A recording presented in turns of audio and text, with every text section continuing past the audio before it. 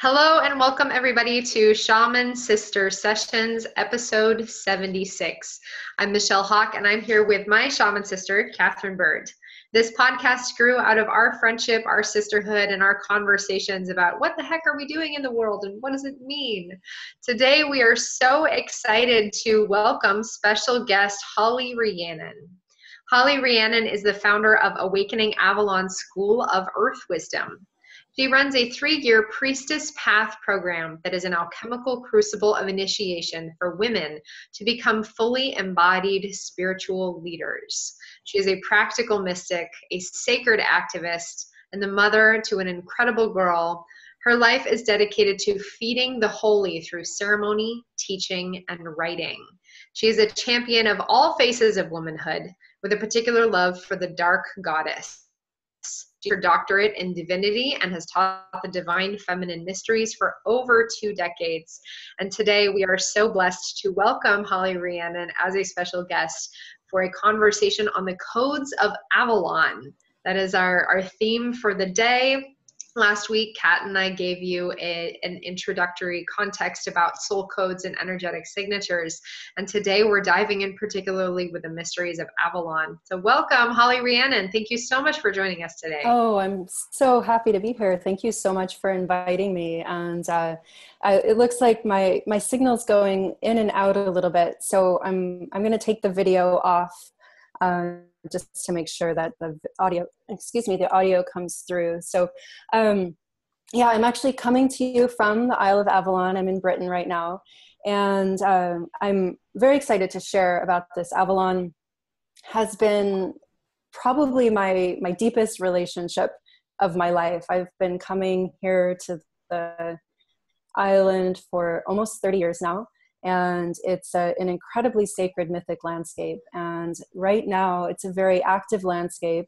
And many, many people are hearing the call of these codes of Avalon that are very much awakening within many people's souls. So I'm really happy to be here. Thank you again so much for inviting me. Mm-hmm. It's a pleasure to have you. Absolutely. And just to share a little bit about how we're connected, Holly and I met virtually. We never actually met in person, but met virtually last fall. We were connected through a mutual friend, and we talked about dragons. That was the impetus of our conversation about speaking with dragons. And then we've connected a few times since then, and just really enjoyed that connection and witnessing each other on the path. So it's so wonderful to have you here. Thanks for joining me. Mm-hmm, absolutely. It was definitely a soul sister connection. Very, very deep. I feel like I know you much more than I should know you from just the little bit of time that we spent. So it's lovely. Likewise. Yeah. Beautiful. Well, and that's what we're doing here to bring all our soul sisters and soul family together. So, and everybody joining, thank you, soul family, for being here. And you feel the call too.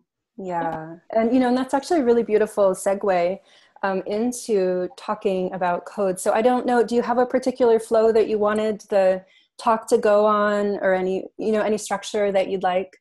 We're just here to have an amazing conversation. So it sounds like you had a little impetus to go there, so go for it. And we'll just keep going and asking questions. And I actually invite everyone tuning in to chat in questions. There's a chat box, so go ahead and type in if you have comments or anything to share.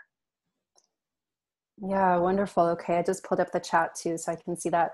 Yeah, so this idea of family and lineage is very connected to codes, and I hope that everyone on the call has listened to the wonderful call that Michelle and Katherine did last week on soul codes and what codes are.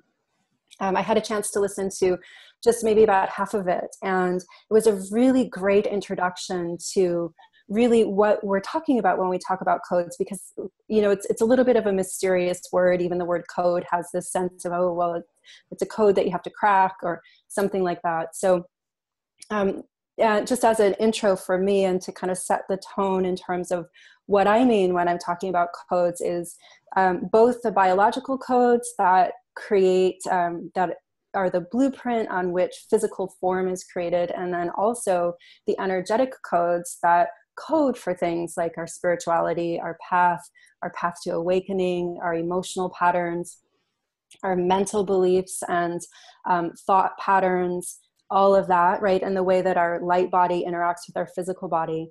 And we definitely also have soul family. So we're coded in different soul groups, the same way we carry the code from our actual physical bloodlines. And so I actually just wanted to point that out and kind of highlight that, because one of the things that's happening in the field of Avalon right now is that many of the different sisterhood lineages, priestess lineages, brotherhood lineages are obviously waking up, but they're also starting to coalesce and come together. And this is one of the most important energies of that Avalon really anchors in for us as we're going through this turning of the ages, which is collaboration and cooperation and working together in a field of connection so that we can activate greater potentials both in our personal lives and then also in our collective life as a family of light here on Gaia. So, so I just want to say welcome, welcome, welcome to everyone who's on this call and who feels that connection to Avalon, because of course, if you're on this call, you feel a connection to Avalon. And to say it's so wonderful to meet you, even just energetically in this way, and that we have all made these very potent contracts to have this particular incarnation in this lifetime where we wake up and we start to remember that we are magic and that we can do magic and we can not control outcome, but we can co-create the world that we want to live in together. And one of the big pieces that Avalon has taught me again and again over the many years that I've been here is that there's no possible way we can come to thriving unless we do it together. And that means there's been this powerful journey that I've been on, both in terms of coming into deep connection with many different parts of myself, and then also very deep connection with others who feel this call to Avalon and everything that it represents to them. Because Avalon calls to many, many different people in many different ways. It really has this very, very vast archetypal influence, and it is a coalescence and a merging of many different traditions and spiritual paths and faiths and all of that. And that's one of the things that it's very clear on, is that probably the core code of Avalon that it runs on is communion. And so that's one of the, when I was kind of walking around the lands today, I mean, with the Codes of Avalon, I can talk about so many different things, right? But that was the core essence that the island, the Holy Island, really wanted to be spoken, was this very powerful shift out of any kind of competition or cloistering and into a sense of connection, even through vulnerabilities and through insecurities and all of that kind of stuff. And it's this place where we become translucent with each other. And Avalon's really taught me that over the years. It's shown me again and again. It's an amazing mirror. And so I can think that I know so much about Avalon, having come for so many years. And every time I come and spend time here, and really I'm more part-time in the States and part-time here. So, and every time I'm here, something new really opens up. And this is also part of a very important teaching for us in this time of the turning of the ages, where Avalon is guiding this, it's called the Golden Dawn in kind of the terminology of the tradition that I teach from and come from. And it's this new earth, and that we really are at the end of an old age and the beginning of a new age. And so we're in the throes of death and the birth pains of really a new species of being human and understanding what it means to be human, and a very deep part of that is this coalescence and this merging of the different resources within our psyches and together as a whole. So that was one of the core energies that I wanted to share tonight. Beautiful. I mean, mic drop right there.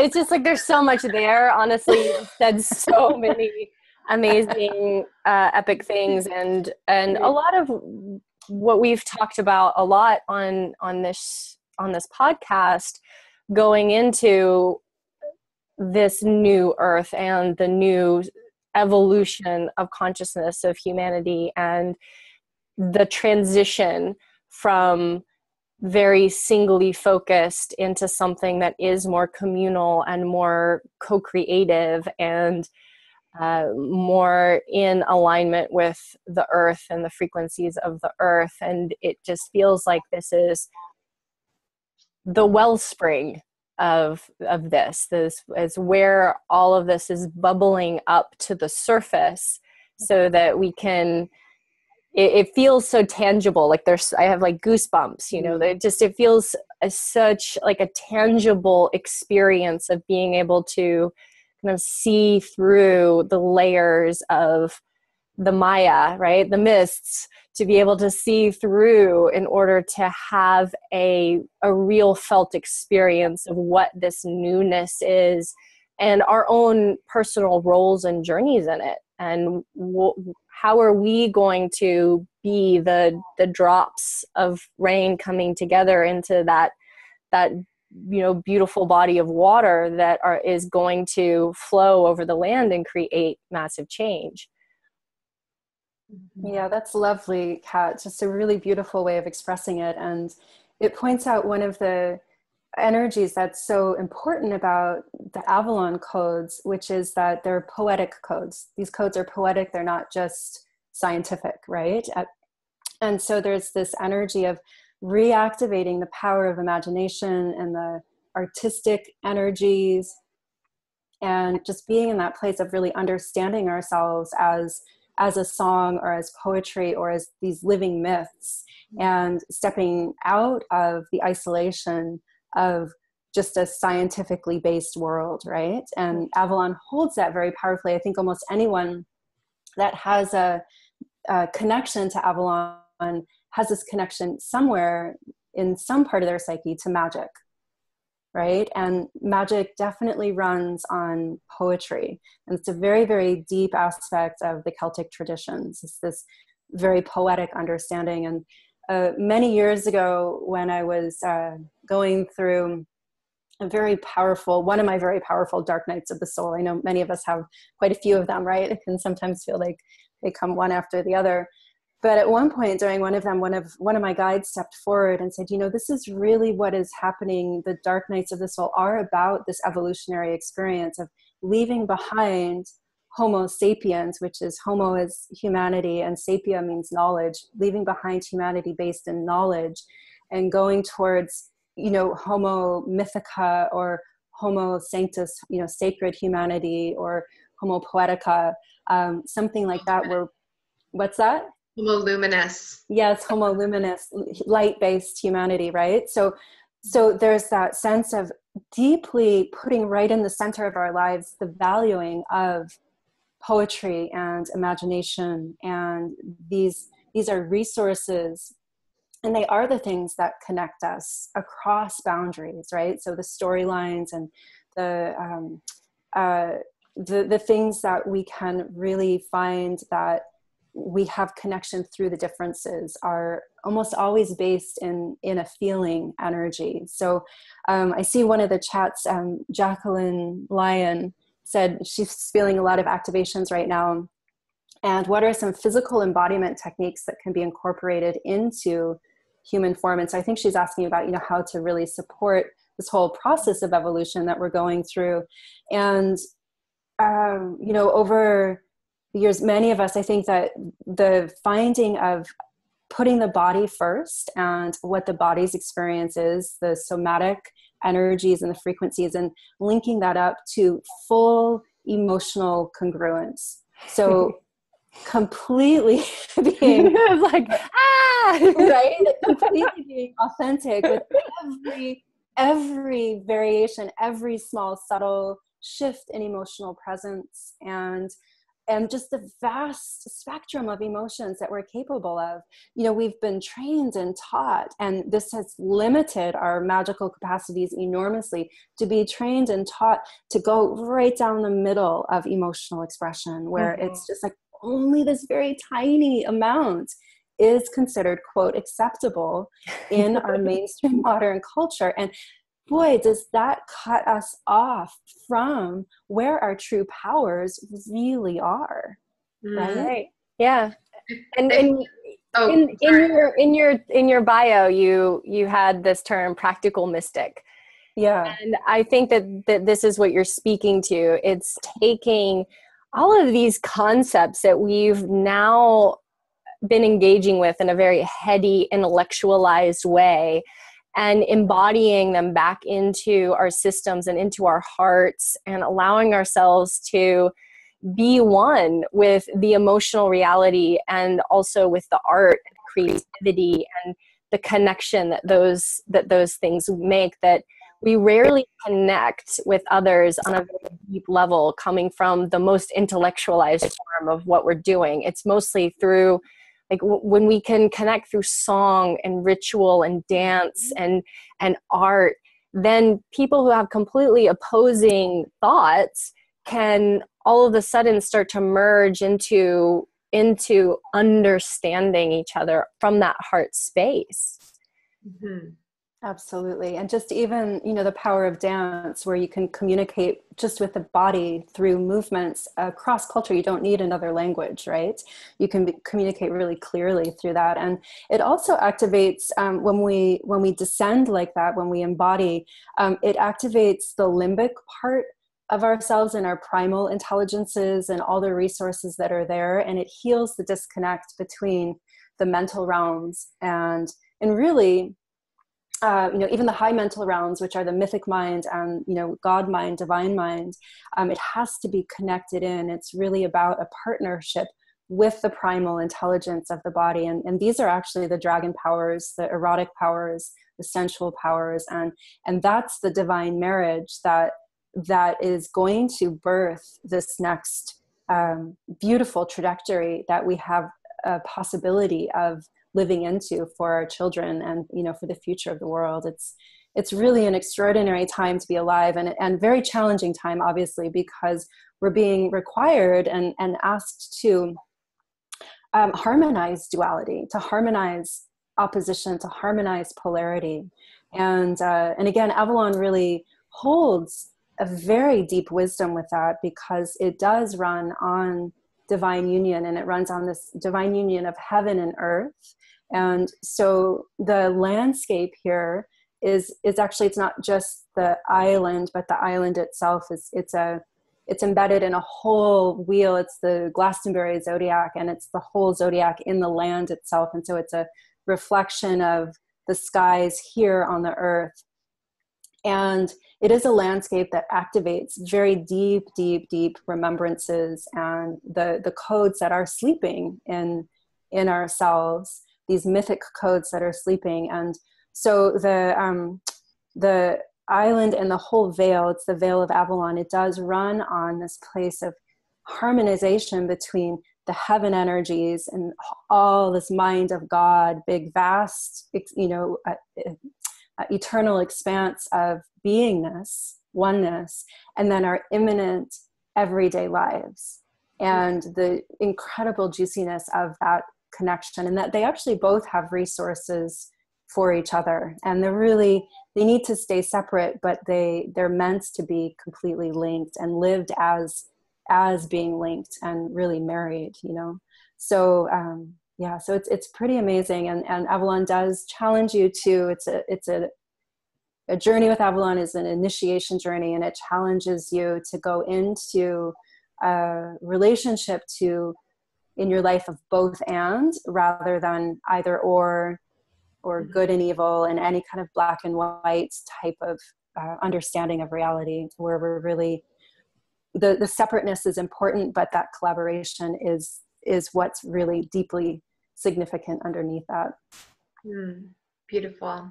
Yeah. I love how that theme of communion that you brought through as one of the primary codes of Avalon is really, prevalent throughout not only the practice and the devotion and the embodiment of that, but the way that happens.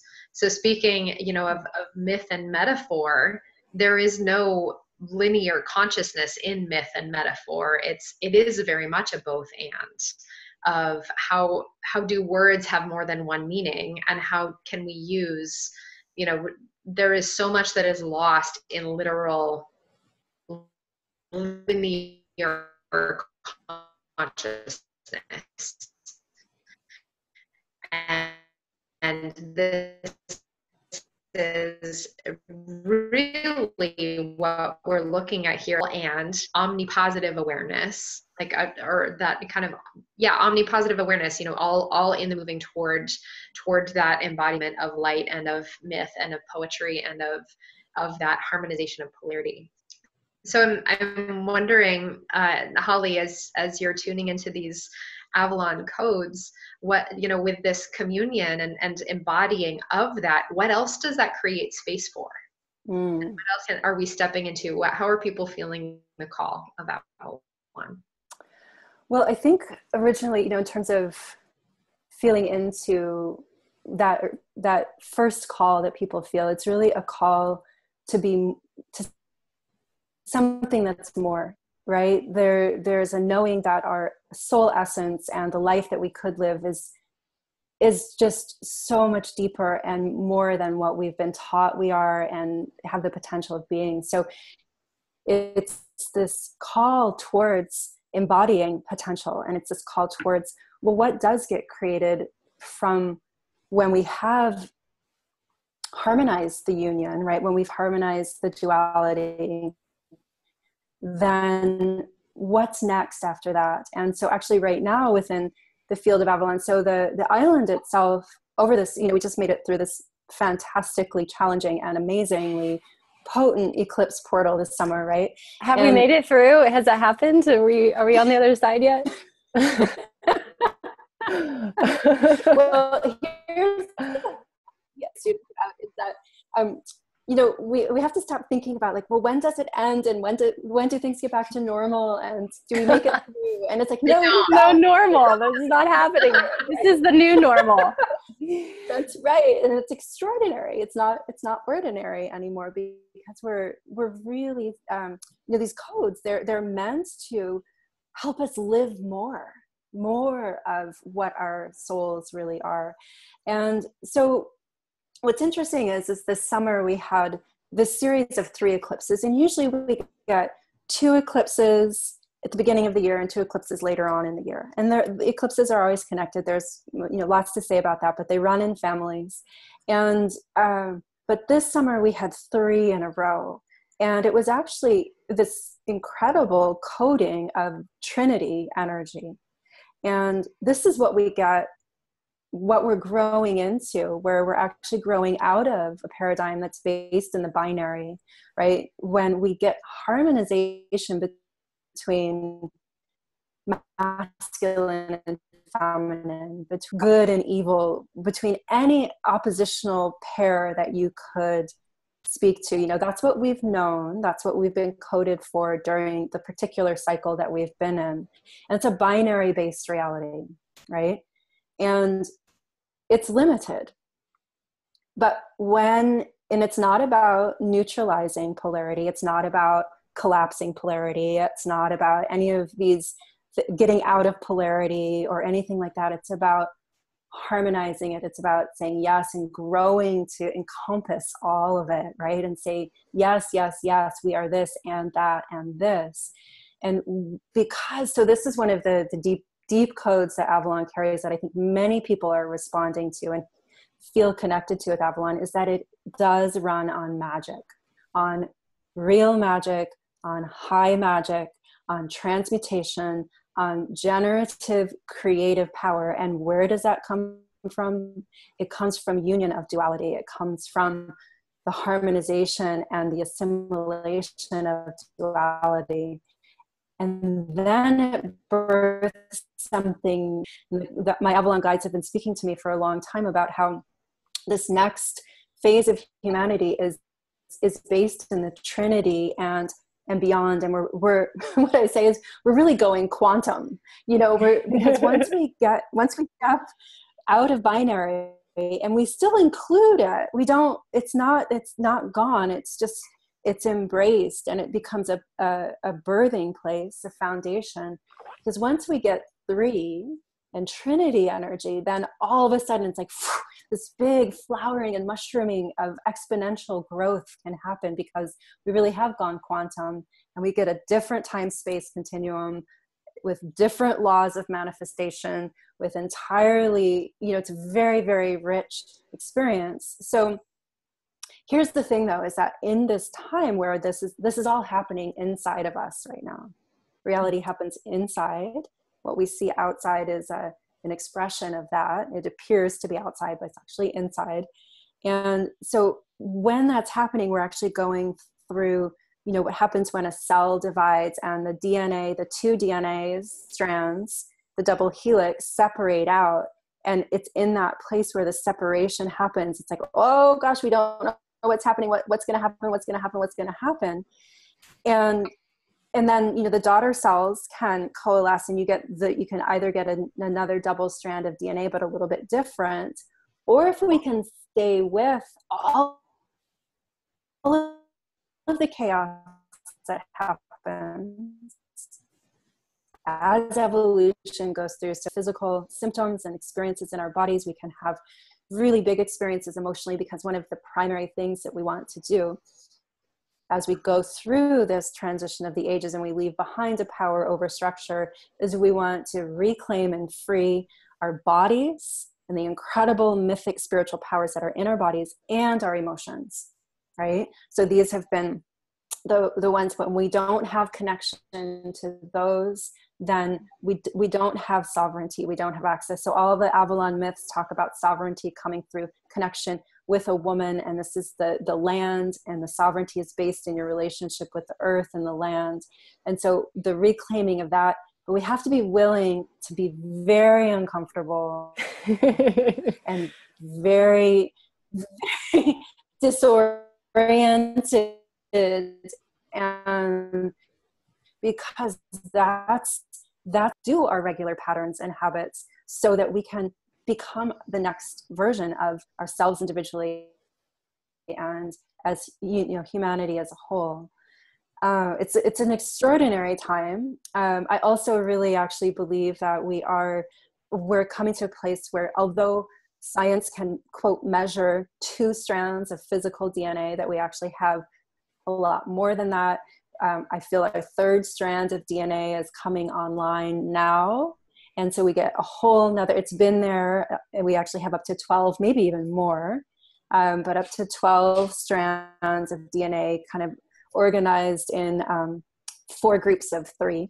And they work with, lots of different potentials. And this is what we need too, because the more that we can allow all of these pretty kind of mystical energies and almost even imaginative, fantastical type of energies to infuse and guide us, this is really going to be where we're going to find any solutions to the climate issues that we have right now, cleaning up the oceans, right? So it's going to be through imagination and through these new resources that are coming out of our body and then coalescing as we get new codings going on, that we'll be able to have the capacity to imagine new ways of cleaning up oceans, or new ways of creating political systems. Right now we're going through a very big healing grief cycle process of healing the colonization of the world, right? And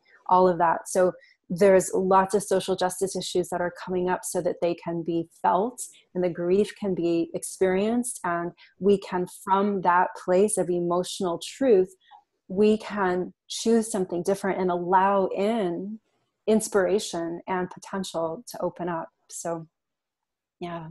I mean, I could go on for a long time. Great. Oh my gosh. I have to say that while you're talking and you're talking about the eclipses and the duality, it's like I can just see like, oh, we're activating the triple spiral here. Like, oh, there they go. They're spiraling. And then there's the 3, and then it's just like anchoring down over us and allowing us to anchor it into our systems and become that ancient symbology. By the way, everyone tuning in, I don't know if you knew that you were going to receive this transmission right now in real time, but that's what's happening. Yeah, I have not my hair all over my body has not stopped being like completely on end and goosebumps all over my whole body this whole time. Yeah, so that's really important to notice those things, because of course that means you're in the presence of truth and magic happening. So your code is changing right then. Or if you feel that disoriented energy, for myself, I get a feeling of, I go really small inside energetically and my body feels huge. And then I get a big swirl, which I know is the spiraling of the DNA, and it's doing something different, right? Mm-hmm. So all of those things are all symptoms or expressions really of when the change is actually happening. Mm-hmm. We should put that in a copy for the event, geez. Yes, please do. So, and it's beautiful to be here in this kind of, and I love that there's the 3 of us here right now, because the Trinity-based reality is very stable as opposed to a binary-based system, right? We're talking energetics here. So in geometry. So a triangle is the most stable form of any of the geometries. And so it's lovely that we actually have 3 priestesses here anchoring and bringing perspective, because we might all talk about these things in certain ways, but the specific words that we choose and the experiences that each of us has had then allows that to resonate in different ways. And then the whole picture becomes more clear for all of us. So we're all activating each other. And that's one of the most important things to really, to kind of come back to where we started, is to really anchor into the power of community, the power of group. And and so there's the, it's so much more resourced, and so much more of our potential can come. And especially if we can share resources so that we can get out of survival, right?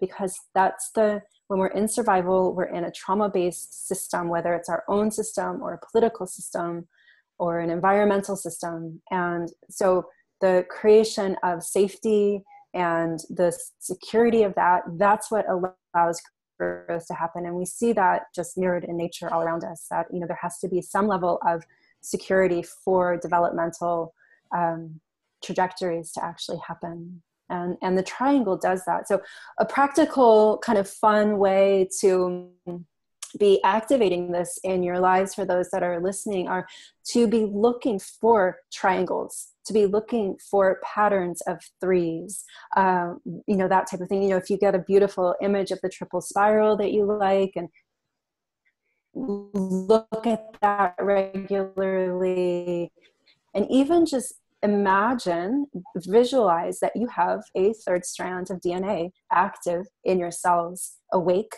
and starting to organize reality. Mm-hmm. Yeah. I'm so excited right now. This is so much fun. I have to tell you that probably just before you 2 met, I know that Michelle was talking a lot. We were having conversations. She was talking a lot about how I have to go to Avalon. I'm having the call, and when can we go? And will you go with me? We have to go. So I know that it probably coincided with your meeting in a little bit of a way, because I'm thinking about the timeline of when she was really talking a lot about it. Mm-hmm. Yeah, and we pull in, as our codes awaken, we pull in frequency experiences that support that, and it's really important. So if you have the call to Avalon, find others that are feeling that and speak about it. And there is a way in which, at one point in linear time, we had to pull Avalon through the mists. right? And so there is that, and now it's awakening, and the mists are thinning in our consciousness. And so to be following that and to be devoted to this mythic way of being is so important right now. And Avalon does hold, as in some traditions and some understandings of the earth grids and the energy patterns, the ley lines of the earth, Avalon here in Glastonbury anyway holds the heart chakra of the planet. And so the heart is where heaven from above and earth from underneath come into union in the middle, and that's our human life as it expresses the great mystery. And so to be harmonizing and collaborating with others that feel that's where we're going to awaken and really anchor in all of our potentials. Beautiful. Holly, I'd love to ask, so for those of us who have not physically been to Avalon, and for maybe whom travel is, a ways out there, how can we continue to engage with the earth and with that energy and frequency in a very tangible way? Yeah, that's a great question. So here's one thing to know is that if you do feel the call to Avalon, that you carry the codes, and that you yourself are a part of the Holy Isle.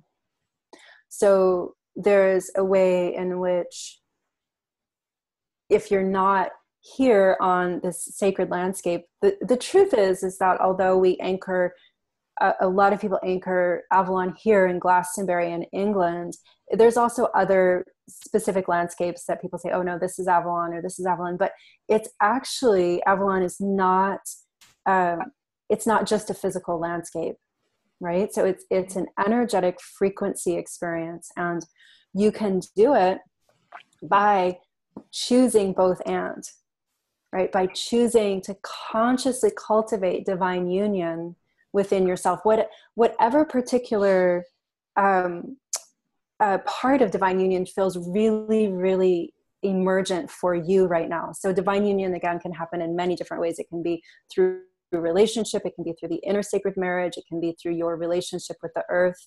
I always encourage people to be very interested and come into a deep intimacy with the land that they live on. So there are amazing powers that are sleeping in our bodies and sleeping in the earth. And one of the main things that we're doing right now, we're stepping out of a paradigm that's power over paradigm, and to activate our bodies, reclaim our physical bodies, and reclaim our connection to the earth. So following the seasonal cycles, following, the earth's rhythms, learning about the particular area that you live in, the flora and the fauna, all of the other beings and creatures that you share that particular geographical landscape with, that will activate your connection to the elemental realms, and that will deepen your taproot down into Avalon, because Avalon runs on this union of heaven and earth, this communion energy. So the more that you focus on communion, and I'm starting to really like the word communion rather than union, because union has just an energetic of, oh, everything kind of becomes the same or one. And communion is a connection, but we maintain different frequencies.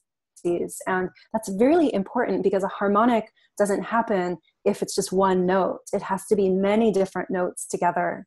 And so, but this practice and a devotion to becoming intimate with the land that you live on and learning the cycles of the particular land that you're in. You're there for a reason. So you're in whatever landscape that you call home for a very significant reason, whether it's where you grew up or not. But learning that land will help you to anchor the magic in a very deep way. So that's always good. And then, of course, for Avalon specifically, again, connecting with other people that are interested, sharing your love for that, reading. I mean, Avalon is prolific with legends and lore, and there's so much reading to do. Getting images that you like. There's incredible art that's all focused on the legends of Avalon.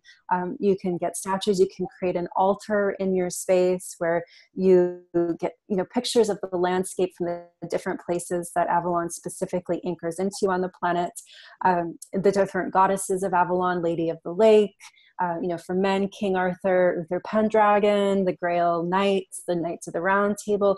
All of these are actually, Excalibur, the Holy Grail, Joseph of Arimathea, Yeshua, Magdalena. These are all, this is one of the things about Avalon and this is why it's about communion and connection.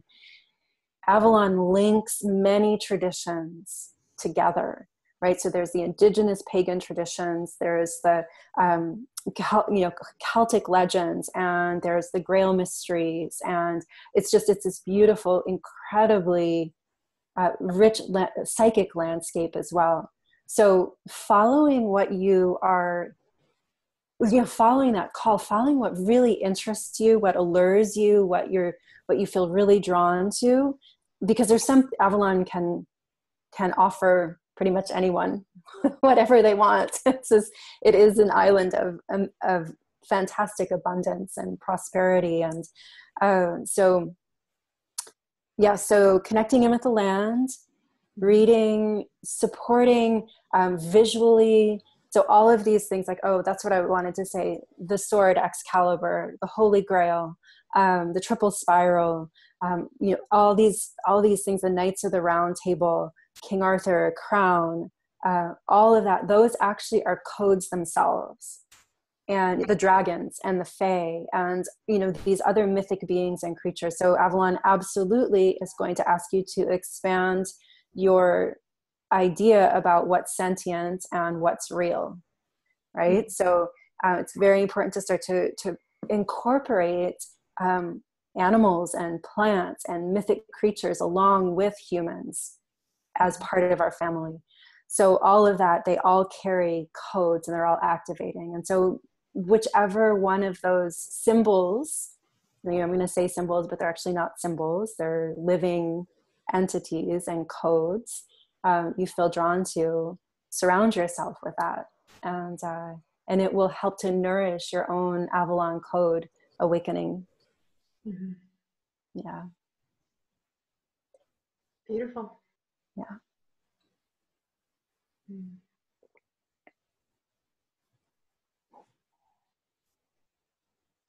I feel like I'm just letting it all sink space. We just need space for all of this. Wonderful.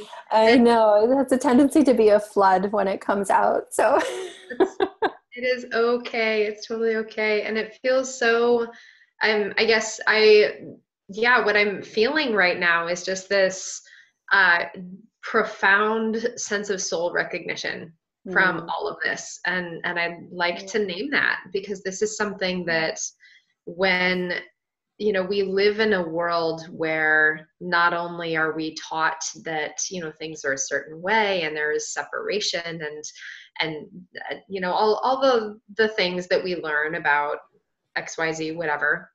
And then when we feel that innate sense of recognition and awareness and that the call, I feel like I really just want to honor and answer to that idea of being called. And I think everyone here has felt that, not only to be present here for this conversation, but the fact that you're here at all, you've answered a call already far before this. And this is some idea of that innate response that we can't even understand necessarily. And we don't have to name it. We don't have to intellectualize it. We don't have to justify it. There is something about that, again, that primal intelligence, where I think that the primal awareness gets a bad name as less than. And yet that part of our brain and that part of our body is the same part that feels deeply and fiercely and can access the magic. And we bring it into the brain to think about it and process it and understand it. And that's important too. And yet it's almost the difference between, to put an analogy on it, like understanding how an internal combustion engine works and being able to drive a car. right? In terms of like intellectualizing magic versus just doing the thing.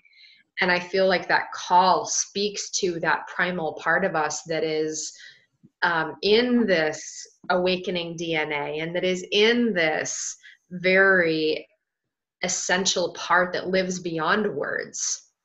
And we're almost moving to a place of our consciousness. It is uncharted territory. There is, and I feel like I want to share this idea with people about permission to not really understand what's going on, because this is new territory. Yeah, we don't have to get it. And maybe our brains won't even be able to, and that's okay. Yeah, I think that's so important. And just want to highlight that one of the pieces that I've been really feeling as well, working within the field of Avalon, is that Avalon's myths themselves are changing, and that we're in this changeover from, one paradigm into a new paradigm, and really a new, whole new trajectory of humanity and reality, is that we are rewriting those myths. And so we don't know, a lot of times we have a tendency to look to the past and think, romanticize about, well, what Avalon used to be is really what it's meant to be.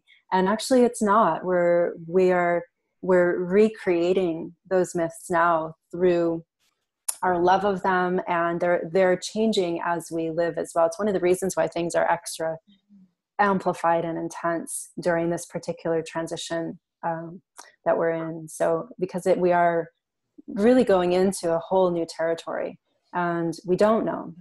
I think this is so important to speak to, because I think we do this in a lot of places, and we see this mythology, this story of what was before as being kind of this more idealized version, or we look at our different shamanic cultures and sort of these systems that have been used throughout time, and the ways of engaging with the earth and the animals and the planet and the people and all of the things that we've seen in the past.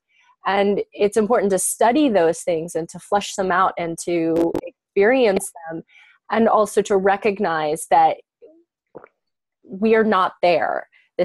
We are not going backward into time to some other place.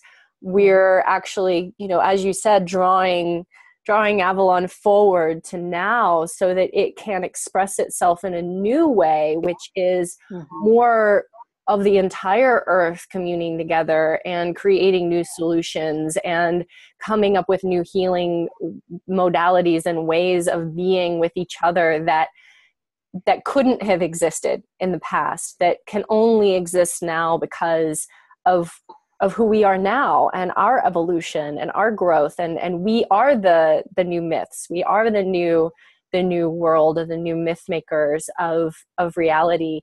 And I think this is important for all of us to recognize in our search for the integration of the soul codes that we have, the soul callings that we have. How do we integrate what feels like it's coming from such a deep place in our lineage and our past and what was before, with what is now, with what is coming, and we are those integration points. We are that.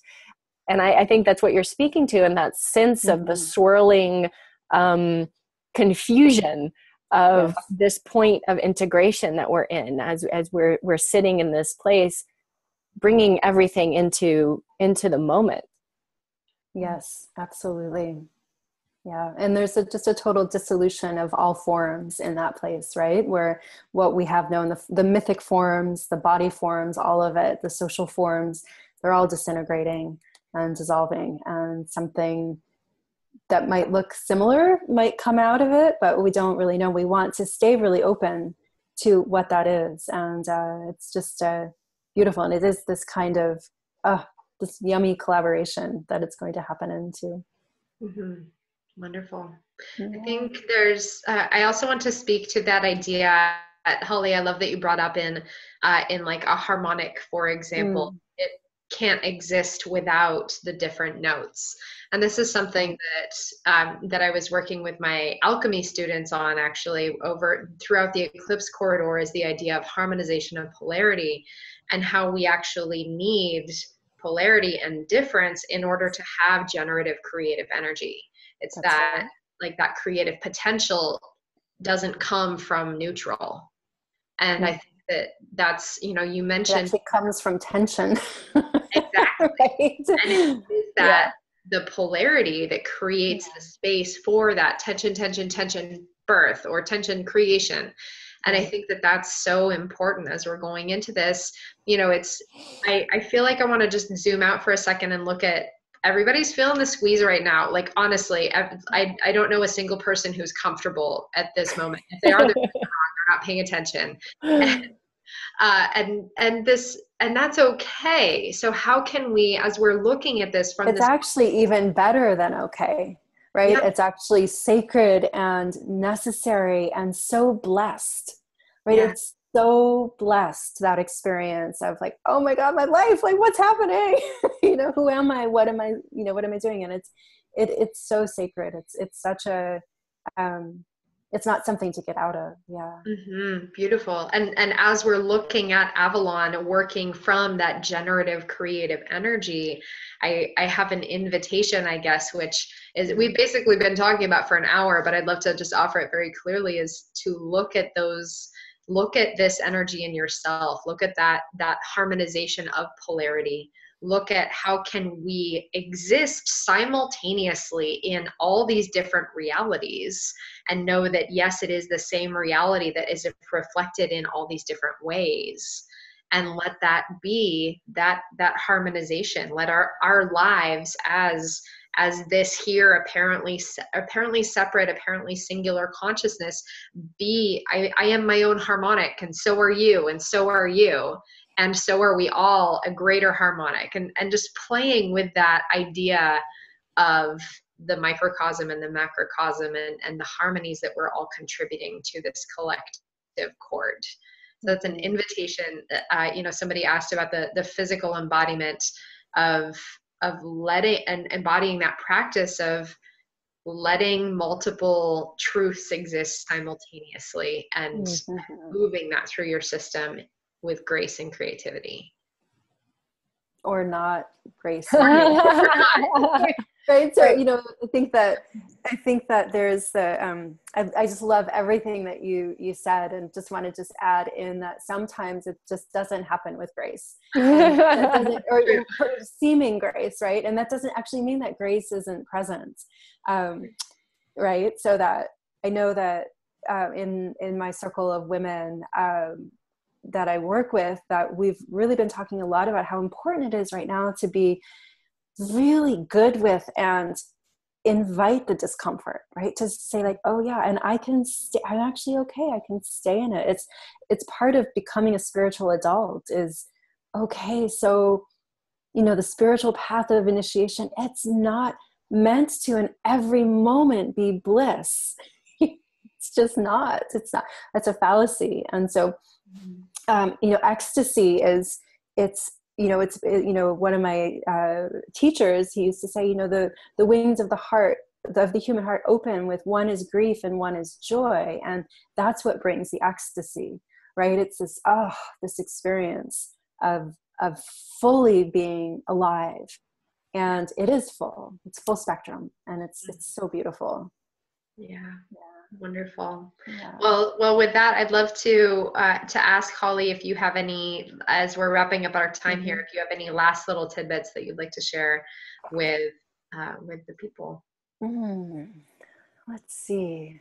I mean, we've covered so much, really. We've covered the core of what Avalon wanted to say, which is, communion and magic, and saying yes to both, and what you both were just speaking to, this place of, that's really the unconditional love of the heart. And then the heart grows in the nourishment of that experience of saying yes. And this doesn't mean there's no boundaries. Avalon runs on the sword and the chalice. So the yes of the chalice, and, nourishing everything in the sword of discernment, right? So very important. with all of that. So remember that balancing between the two. And yeah, just so many blessings. And I think just the sense of knowing that if you feel something more, if you feel a call, of a destiny call, it's real, right? It's real. So we've been taught to be very small and not special, or, sometimes the ego distorts into too special, but really we are all, so our lives are sacred. We're here for a purpose, and following the synchronicities and amplifying magic and being devoted to that will help you personally step into your quantum state and your next expression, and it will help all of us do that. So trust and have faith in destiny, and that it is real, and that you're here for a very deep reason. So Beautiful. yeah. Thank you. Oh, thank you, ladies, so much. This has been just so fun. Beautiful. Thank you. Thank you so much for joining us. And Holly, what is the best way for people to reach you if they're interested in connecting with you? People can go to my website. It's awakeningavalon.com. And I'm also on both Facebook and Instagram. Facebook is simply Awakening Avalon. Instagram is Awakening Avalon School. And so, yeah, that's the easiest way. Wonderful. Thank you so much. We're so grateful to have you here. I know everybody just got amazing code downloads and, soul synchronicities blown wide open. So everybody go drink some water, give yourself a hug, have some aftercare. Absolutely. Yes. A healing go session. Outside, go barefoot outside, grounded. I would say that I completely had deja vu. I dreamt there was a moment in here and you were saying something, Michelle said something, and I was like, oh gosh, there it is. I had that dream. Yeah. I had a couple of flickers where the matrix went weird too. So it's a good collaboration. Thank you, sisters, so much. Beautiful. Thank you. Thank you. And to everybody joining us, please come back next week. We will be on at our regular time, Tuesday, the 21st at 1:00 Pacific time for personal mythology. So we're spending the month of August exploring different facets of this. Last week was soul codes and energetic signatures. You can go find that and all other episodes on our YouTube, iTunes, and Stitcher channels. Again, next week is personal mythology, and the week after that, we're talking about dragons and going into some of these other mythical aspects as well. So thanks for joining us for our August month featuring Holly Rhiannon. We're so happy you're here. Oh, thank you, ladies. So many blessings to you all, and blessings to everyone. Thank you. Thank you. Yay.